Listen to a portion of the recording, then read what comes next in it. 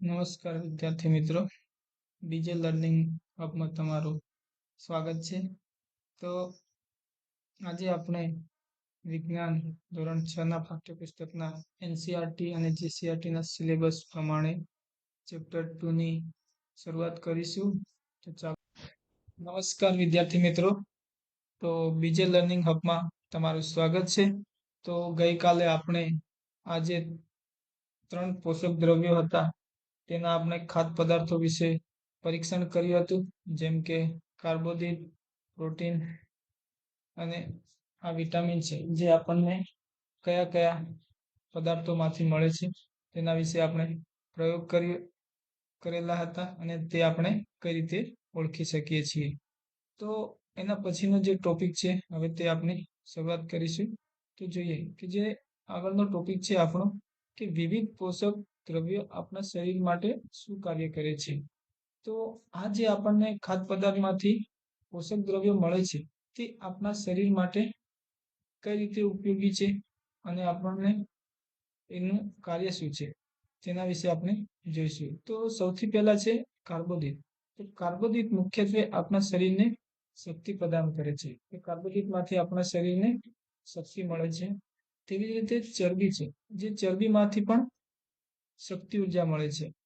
તો આ ચરબી છે એ પણ આપણા શરીર માટે શક્તિ ઉર્જા આપે છે. તો કાર્બોદિત અને ચરબી આ જે બંને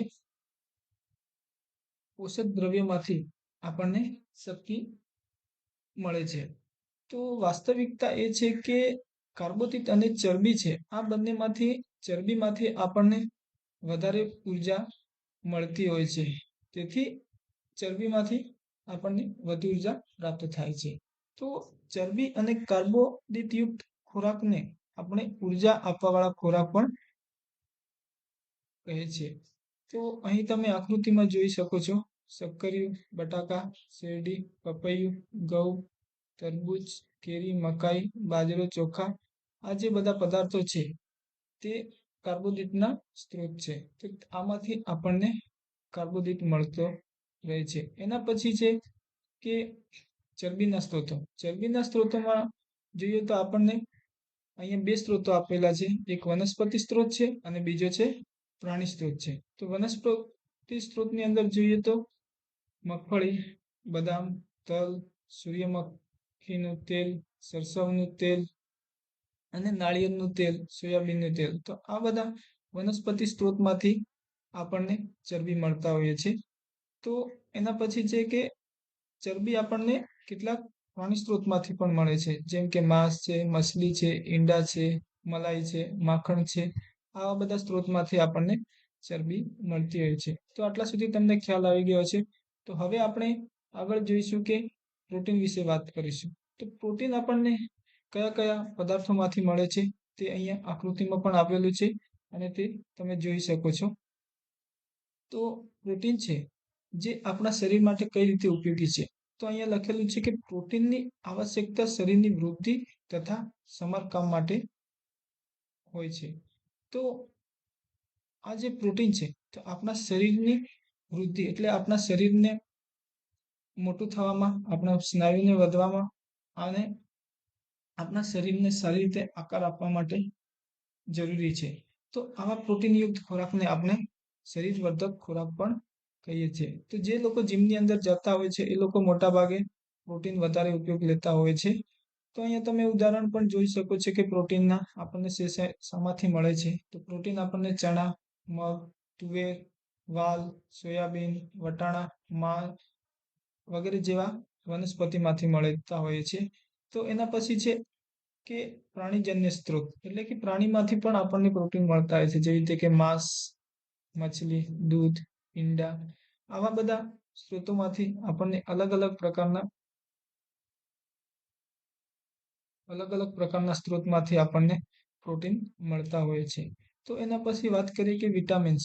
તો વિટામિન્સ આપણા શરીરમાં કઈ રીતે ઉપયોગી છે તો તેના વિશે જોઈએ. તો વિટામિન્સ એ આપણા શરીરને રોગોથી બચાવે છે, જેમ કે આપણી હાડકાં, આંખ, દાંત અને પેઢાને સ્વસ્થ રાખવામાં પણ મદદ કરે છે.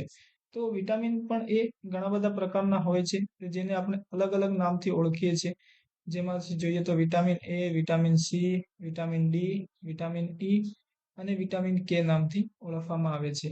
તો વિટામિન બી ને વિટામિન બી કોમ્પ્લેક્સ તરીકે ઓળખવામાં આવે છે કારણ કે તેમાંથી બીજા ઘણા બધા પ્રકારના વિટામિન જોવા મળે છે.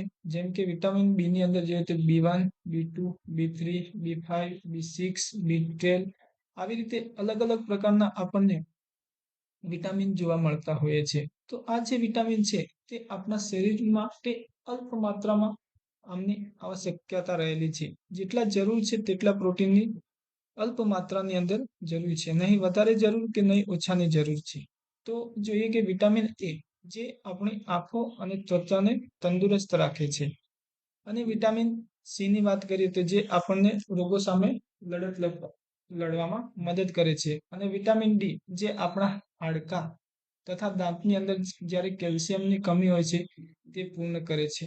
તો અહીં તમે આકૃતિમાં જોઈ શકો છો કે વિટામિન એ ના સ્ત્રોતો આપેલા છે. વિટામિન એ આપણને માછલીનું તેલ, દૂધ, પપીતા, ગાજર જેવા સ્ત્રોતમાંથી મળે છે. તેવી જ રીતે વિટામિન બી ના સ્ત્રોત તમે જોઈ શકો છો, યકૃત છે, અજવાઈન છે.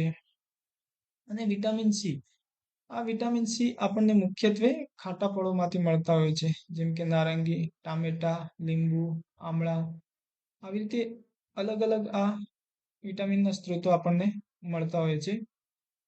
એના પછી જોઈએ કે વિટામિન ડી. વિટામિન ડી આપણને દૂધ, માખણ, ઈંડા, માછલી વગેરેના સ્ત્રોતમાંથી મળતા હોય છે. તો એના પછી આપણે જોઈએ કે આ વિટામિન્સ તો મળે છે, તેની સાથે સાથે આપણા શરીરને ખનિજ ક્ષારોની પણ અલ્પ માત્રામાં જરૂર હોય છે, જે આપણા શરીરને યોગ્ય વિકાસ તથા સારા સ્વાસ્થ્ય માટે પ્રત્યેક ખનિજ ક્ષારની આવશ્યકતા હોય છે. તો અહીંયા તમે આકૃતિમાં જોઈ શકો છો, બાજુમાં કેટલાક ખનિજ ક્ષાર આપેલા છે. જેમ કે આયોડીન છે, જે આપણને માછલી, મીઠું અને આદુ, પાલકની ભાજી અને કેકડામાંથી મળતા હોય છે. અને ફોસ્ફરસની વાત કરીએ તો જે દૂધ, કેળા, મિરચા વગેરેમાંથી મળે છે. અને કેટલાક આયરનના સ્ત્રોતો છે, જેમ કે પાલકની ભાજી, એપલ છે, યકૃત છે અને ફ્રૂટ પણ આપેલા છે. અને એના પછી વાત કરીએ તો કેલ્શિયમ. કેલ્શિયમ આપણને દૂધ અને ઈંડામાંથી મળતા હોય છે. તો અહીંયા સુધી આપણે જોઈ લીધું કે ખનિજ ક્ષારો આપણને અલગ અલગ શાકભાજી, ફળો, ફ્રૂટોમાંથી મળતા હોય છે. તો એના પછી એક મહત્વનું એ પણ છે કે જે આપણા શરીર માટે ઉપયોગી છે, જે કે જોઈએ કે આ પાચક રેસા તથા પાણીની પણ આવશ્યકતા રહેલી છે. તો આ બે ખનિજ ક્ષારોની સાથે સાથે આ પણ આપણા શરીર માટે બહુ જરૂરી છે. તો અહીંયા પાચક રેસા વિશે જોઈએ તો પાચક રેસા જેને આપણે રેસા વૃક્ષાંશ નામે ઓળખીએ છીએ, જે આપણને આપણા ખોરાકની અંદર એ છે તે વનસ્પતિ ઉત્પાદનોમાંથી મળે છે. જેમ કે તેના મુખ્ય સ્ત્રોત જોઈએ તો અનાજ છે, દાળ છે, બટેકા છે, તાજા ફળો અને શાકભાજીમાંથી મળે છે. તો આ વૃક્ષાંશ છે, રેસા વૃક્ષાંશ, જે આપણા શરીરને કોઈ પણ પોષક દ્રવ્ય આપતા નથી, એટલે કે કોઈ આપણા શરીરને એનર્જી આપતા નથી, પણ છતાં તે ભોજનનો આવશ્યક ઘટક ગણવામાં આવે છે. કારણ કે આ જે રેસાઓ છે, જે આપણને આપણા શરીરમાં રહેલા અપાચિત ખોરાકને આપણા શરીરમાંથી બહાર કાઢવામાં મદદ કરે છે. તો અહીં તમને આ રેસા વિશે ખબર પડી ગઈ હશે. તો હવે આપણે આગળ જોઈએ કે પાણી. તો પાણી વિશે વાત કરીએ તો પાણી જે છે આપણા આહારમાં રહેલા પોષક દ્રવ્યોને શું કરે છે, શોષણ કરે છે અને આપણા શરીરને પહોંચાડવામાં મદદ કરે છે. અને તેમાંથી જો કેટલાક નકામા પદાર્થ હોય છે, જેમ કે મૂત્ર, પરસેવો, જે આપણા શરીરમાંથી બહાર કાઢવામાં મદદ કરે છે. તો સામાન્ય રીતે આપણા શરીરને પાણીની બહુ જરૂરિયાત રહેલી છે. તો અમુક ટાઈમે આપણને પાણી બીજા કેટલાક લિક્વિડ પદાર્થોમાંથી પણ મળી રહે છે. જેમ કે દૂધ, ચા વગેરેમાંથી આપણને પાણી મળતું હોય છે. તો જ્યારે ખોરાક રાંધીએ છીએ તેમાં પણ આપણે પાણી ઉમેરીએ છીએ અને ઉપયોગ કરીએ છીએ, તો તેમાંથી પણ આપણને પાણી મળે છે.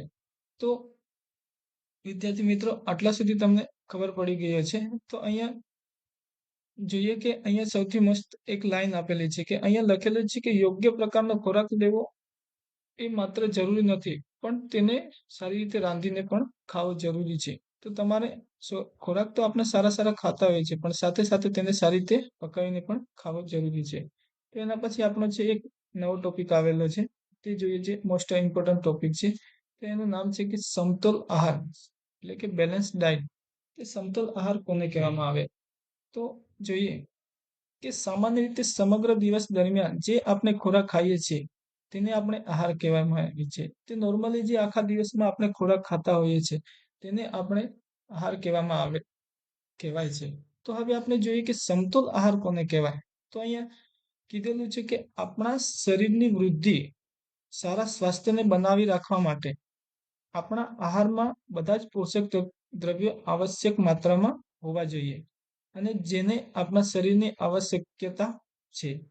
અને કોઈ પણ પોષક દ્રવ્ય જરૂરિયાતથી વધારે ન હોવું જોઈએ કે ઓછું ન હોવું જોઈએ. અને આપણા આહારમાં પર્યાપ્ત માત્રામાં રેસાઓ તથા પાણી પણ હોવા જોઈએ.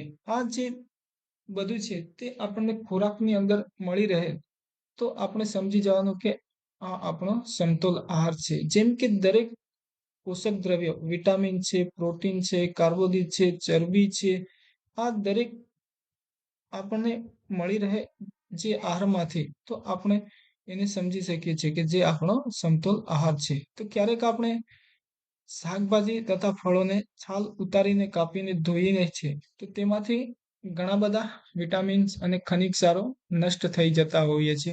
તે આપણે થોડું ધ્યાન રાખવાનું છે. તો અહીં આગળ જોઈએ કે ક્યારેક આપણે વધારે પડતું ચરબીયુક્ત ભોજન લઈ લઈએ તો આપણા શરીર માટે તે હાનિકારક થઈ શકે છે.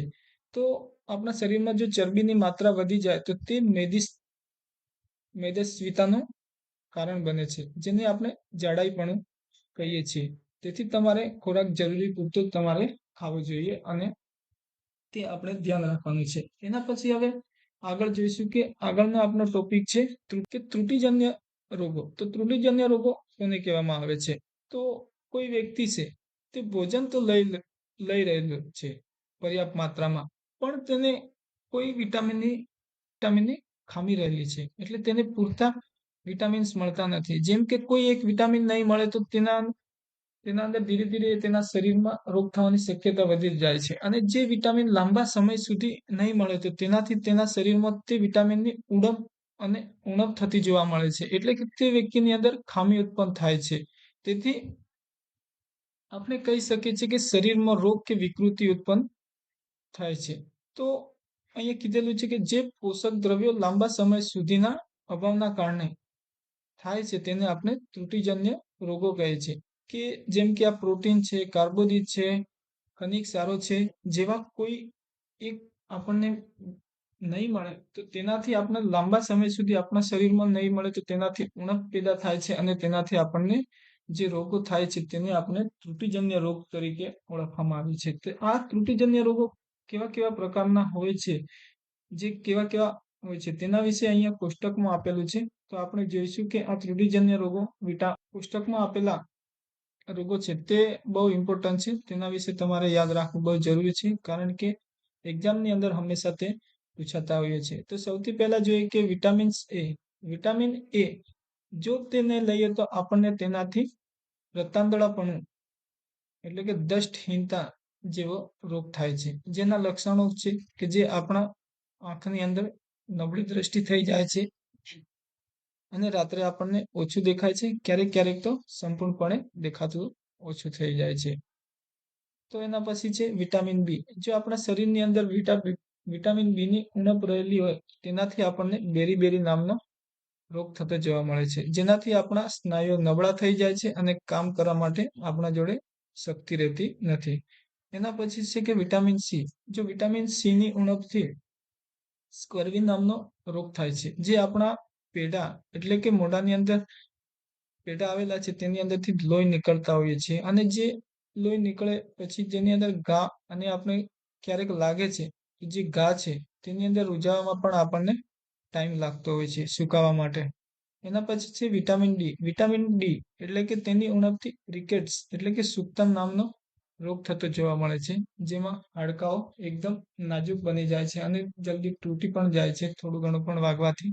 તો આવી રીતે આ બધા વિટામિન્સ આપેલા છે અને ખનિજ ક્ષારો આપેલા છે અને તમે જોઈ શકો છો તેનાથી અલગ અલગ પ્રકારના રોગો થતા જોવા મળે છે. અહીંયા આપેલું છે કે આયોડિન, જો આપણા શરીરની અંદર આયોડિનની કમી રહેલી હોય તો તેનાથી આપણને ગોઈટરનો પણ રોગ થતો જોવા મળે છે, જે ગરદનમાં આવેલી આપણી થાઇરોઇડ ગ્રંથિમાં જોવા મળે છે. તે ગ્રંથિ છે તે ફૂલી જાય છે આપણા ગરદનની અંદર, તેનાથી આવી રીતે રોગ થતો હોય છે. તો તમે અહીંયા સુધી આપણે જોઈ લીધું કે આ બધા અલગ અલગ પ્રકારના વિટામિન્સથી જો આપણા શરીરમાં નહીં હોય તો આવી રીતે રોગ થતા જોવા મળે છે.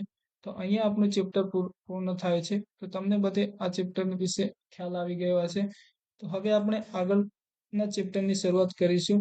તેના માટે આપણે બીજા વિડીયો લઈને આવીશું. તો નેક્સ્ટ લેક્ચરમાં આપણે જોઈશું કે ત્રીજા ચેપ્ટર વિશે.